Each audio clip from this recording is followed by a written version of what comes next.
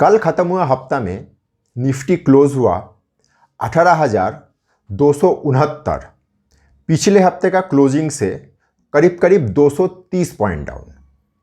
तो चलिए एक बार ले लिया जाए आने वाला हफ्ता, मतलब सोमवार से जो कारोबारी हफ्ता हम लोग शुरू कर रहे हैं उसमें मार्केट का एक बेसिक व्यू ले लिया जाए। तो चलिए शुरू करते हैं आज का एपिसोड।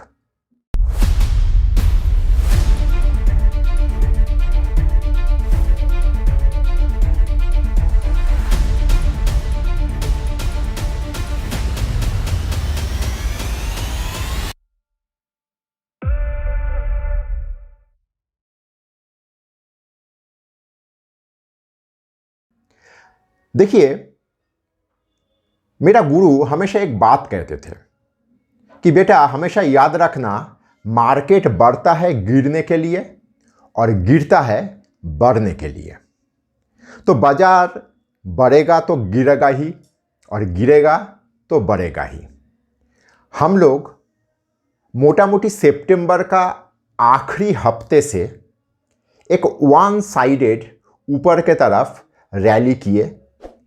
अलग अलग समय में अलग अलग सेक्टर इसमें योगदान दिए, लेकिन ऑल टुगेदर मार्केट ऊपर के तरफ रहा। अब सामने हम लोगों का क्या दिखाई दे रहा है, यह है मूल बात। मैं पिछले हफ्ते का मार्केट व्यू देते समय आप लोगों को बोला था कि निफ्टी में वीकली चार्ट में एक इनसाइड बार फॉर्म हुआ है और मैं अतीत में एक से ज़्यादा समय आप लोगों को इनसाइड बार का ताकत दिखाया था। और इनसाइड बार का गुण गाते वक्त मैं आप लोगों को ये भी कहा था, इनसाइड बार का सबसे बड़ा कमी है कि मार्केट किस तरफ उछलेगा, ये इनसाइड बार क्लियर धारणा नहीं देता है। मतलब इनसाइड बार के चलते मार्केट ब्रेकआउट करेगा या ब्रेकडाउन करेगा, ये इनसाइड बार थ्योरी से पता नहीं चलता है। खैर, मार्केट इनसाइड बार दिया और इनसाइड बार अपना काम करके भी गया, लेकिन इस बार पॉजिटिव नोड में नहीं, नेगेटिव नोड में। अभी हम लोग चार्ट में जब जाएंगे तो इसको लेके एक डिटेल चर्चा अवश्य करेंगे, लेकिन ओवरऑल मार्केट मुझे क्या समझ में आ रहा है। देखिए, हम लोग जो टोटल मूव किए हैं, ये मूव एक बार कूल डाउन कहीं ना कहीं होना चाहता है। और मैं हमेशा आप लोगों को ये बात कहता हूँ कि बाजार में ना अच्छा खबर और ख़राब खबर दोनों एक साथ रहता है। ये बाजार पे डिपेंड करता है वो कब किस खबर को अपना मूवमेंट के लिए इस्तेमाल करेगा। जैसे कल फ्राइडे मार्केट में जिस तरह का चीज़ हम लोगों ने देखे हैं, ये चीज़ का मूलभूत कारण क्या है? डाउ गिरा है, इसलिए हम लोग रिएक्ट कर रहे थे। डाउ का इससे पहले नहीं गिरा था और डाउ के साथ एगेंस्ट में हम लोग एक से अधिक समय पिछले 1-2 महीने में किए हैं कि डाउ गिरा, हम लोग बढ़ा है।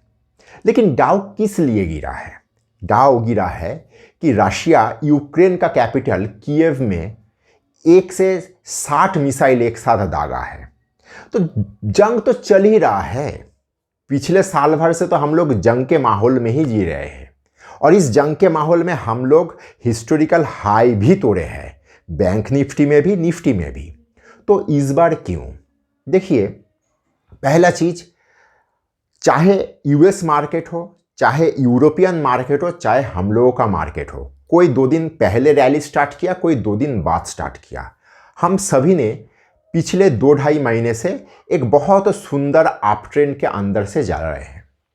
और मार्केट अप ट्रेंड के बाद, इतना बड़ा उछलने के बाद, मार्केट कहीं ना कहीं करेक्शन डिमांड भी करेगा। इसीलिए आप लोग ध्यान किए होंगे, पिछले 2 हफ्ते में मैं आप लोगों को ऊपर का लेवल से ज़्यादा नीचे का लेवल को ज़्यादा तवज्जो देने के लिए कहा था। जैसे पिछले हफ्ते मैंने कहा था, चाहे कुछ भी हो जाए, 18,350 ये आप लोग अपना मूल लक्ष्मण रेखा समझ के चलिए। इस हफ्ते मैं यही कहूँगा कि 18,350 हम लोगों ने तोड़ चुके हैं। तो लक्ष्मण रेखा तो टूटा है, तो लक्ष्मण रेखा अगर टूटा है तो कुछ ना कुछ तो होना चाहिए नीचे की तरफ। नीचे की तरफ क्या होगा, चार्ट में जब जाएंगे उसको लेकर विस्तारित बात करेंगे। देखिए, टेक्निकल एनालिसिस का बेसिक चीज को लेकर मैं यहाँ पे हमेशा चर्चा करता हूँ। टेक्निकल एनालिसिस का बेसिक चीज में हम लोग हमेशा एक चीज फॉलो करते हैं जिसको कहा जाता है फिबोनाची रिट्रेसमेंट लेवल। अब फिबोनाची रिट्रेसमेंट लेवल के चलते सितंबर महीने का आखिरी हफ्ते से हम लोगों ने जो रैली किए अब तक, इस रैली का 50% करेक्शन लेवल आता है 17,800। मतलब हम लोग कल जो क्लोजिंग दिए 18,269 या 70 मोटा मोटी मान के चलिए, तो 18,270 और 17,800 करीब करीब 470 पॉइंट या मोटे मोटे तौर पे अगर हम लोग देख ले तो नीचे 500 पॉइंट निफ्टी जाने का गुंजाइश बनता है। लेकिन ऐसा क्या होगा? हो भी सकता है। आज तक दुनिया में कोई भी दृढ़ तरीके से ये नहीं कहता कि होगा ही, वो अहंकार का द्योतक होता है। मैं कहूँगा हो सकता है, लेकिन 17,800 के पहले आप लोगों को और दो छोटा छोटा लक्ष्मण रेखा भी क्रॉस करना होगा, जैसे 18,090 और 17,990। ये दोनों लेवल आपका 17,800 से पहले आएगा और ये दोनों लेवल में मार्केट कहीं ना कहीं रिएक्ट करना चाहिए। देखिए, हम लोगों का मार्केट अंडर करेंट स्ट्रांग है, ये कोई भी इनकार नहीं करेगा, लेकिन मार्केट कहीं ना कहीं एक बार करेक्शन भी डिमांड करता है। करेक्शन मार्केट के लिए अच्छा होता है। बाजार अगर नीचे ना आए तो शायद मैं चाहे आप लोग हम लोगों को लेने का मौका मिलेगा कैसे।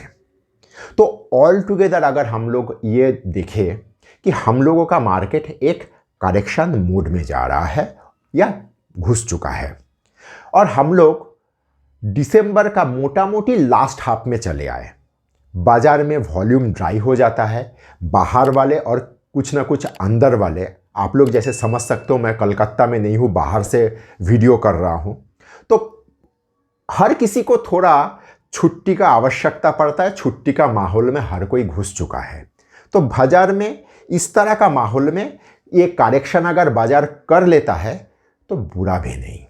नीचे का लेवल दिमाग में रखिए, 17,000, 18,090, 17,990 और 17,800। 17,800 बहुत कठिन तरीके से हम लोग फॉलो करेंगे, क्योंकि इंटायर मूव का 50% रिट्रेसमेंट यहाँ पे निकलता है। कुछ कुछ सेक्टर है जो इतना खराब माहौल में भी बहुत डट के कुछ संकेत हम लोगों को दे रहा है। जैसे कल इतना खराब माहौल में भी शुगर सेक्टर वीकली क्लोजिंग या वीकली एक ब्रेकआउट मोड में था, जो अच्छा है। एग्रोकेमिकल, मैं हालांकि पिछले 2 हफ्ते से एग्रोकेमिकल को 2-3 बार आप लोगों को संकेत दिया, एग्रोकेमिकल में फोकस करिए। और एग्रोकेमिकल में फोकस करने का दूसरा वजह ये भी है, फरवरी महीने का 1 तारीख को हम लोगों का बजट आता है, और बजट आने से पहले मार्केट में एक फर्टिलाइज़र, पेस्टिसाइड, पेस्ट कंट्रोल, ये सब चीज़ को लेके एक खेला हर साल एक सीजनल खेला होता है। तो उस लिहाज से देखा जाए तो एग्रोकेमिकल और शुगर, इस दोनों में फोकस किया जा सकता है। तो चलिए एक बार देख लेते हैं चार्ट में हम लोग क्या क्या समझ पाते हैं। तो चलिए चार्ट एक बार देखा जाए। देखिए, हम लोग ये निफ्टी का वीकली चार्ट में खड़े हैं। आप लोग देखिए, हम लोग सितंबर महीने का लास्ट वीक से हम लोग एक रैली कर रहे हैं, आप लोग देख पा रहे हो। देखिए, एक इस रैली में एक ब्यूटी देखिए। मैं हमेशा कहता हूँ आप लोगों को सिंपल तरीके से चार्ट को समझने का या देखने का चेष्टा करें। यहाँ पे सितंबर महीने का लास्ट हफ्ते से जो रैली हुआ, इस रैली में हर एक हफ्ता निफ्टी हायर लो करते हुए आगे बढ़ रहा है। सिर्फ अकेला ये हफ्ते में आके, मतलब नवंबर महीने का लास्ट हफ्ते में आके निफ्टी का वीकली चार्ट में एक लोअर लो तैयार हुआ, लेकिन कहते हैं ना सात खून माफ, यहाँ पे लो तो नीचे आया, लेकिन चूंकि क्लोजिंग हाई के ऊपर आ गया, पिछले बार का हाई के ऊपर, तो यहाँ पे सात खून माफ हो गया। अब देखिए, मैं पिछले हफ्ते आप लोगों को दिखाया था, ये जगह पे आप माउस मूवमेंट गौर करिए, इस जगह पे एक इनसाइड बार फॉर्म हुआ।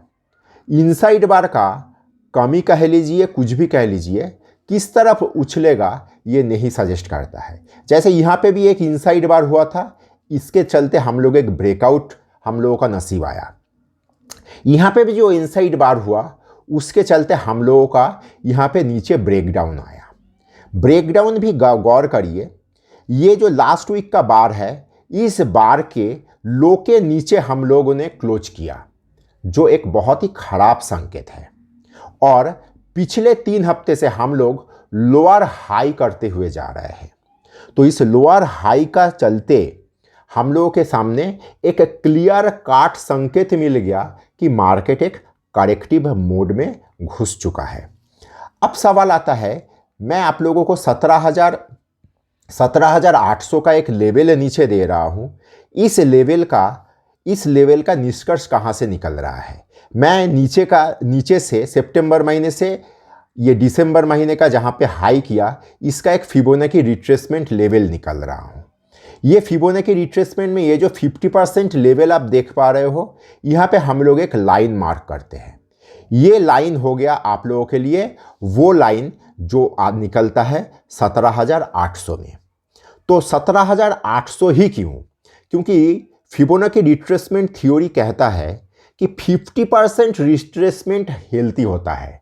मैं ये नहीं कहा कि फिबोनाची रिट्रेसमेंट के नियम के अनुसार 50% से ही मार्केट घूम जाएगा, लेकिन हिस्टोरिकली अगर स्टैटिस्टिकली आप लोगों के साथ मैं चर्चा करूं, तो अधिकतर क्षेत्र में 70% से ज़्यादा बार मार्केट, बुल मार्केट में 50% से ही मार्केट घूमता है। तो इसीलिए 17,800 ये लेवल को गांठ बांध लीजिए। आप लोगों के लिए 17,800 एक बहुत ही निर्णायक पड़ाव होगा। तो यहाँ से हम लोग ये नतीजे पे आए, 2 चीज़। पहला, मार्केट एक करेक्टिव मोड में घुसा।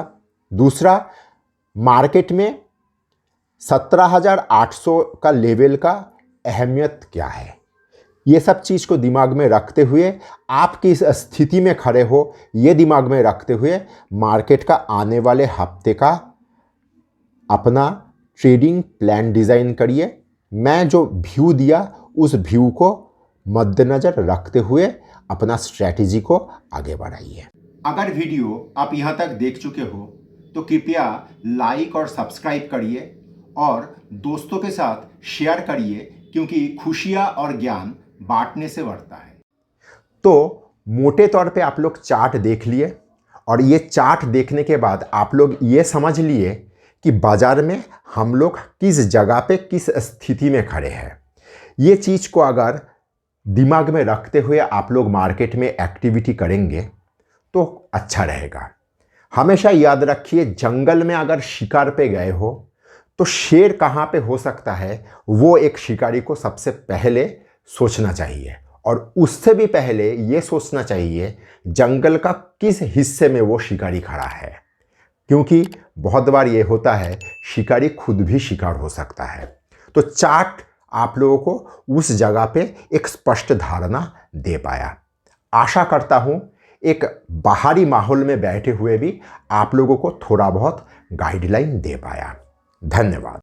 नमस्कार, मैं विपुल और अर्थशास्त्र में आप सबका स्वागत है। अगर आप लोगों को टेक्निकल का एनालिसिस, सॉफ्टवेयर, डेटा संबंधित किसी भी जानकारी का आवश्यकता है तो आप स्क्रीन में दिए हुए इस नंबर पे हम लोगों के साथ संपर्क कर सकते हो। हम लोगों का 20 साल का अनुभवों का फ़ायदा उठाइए।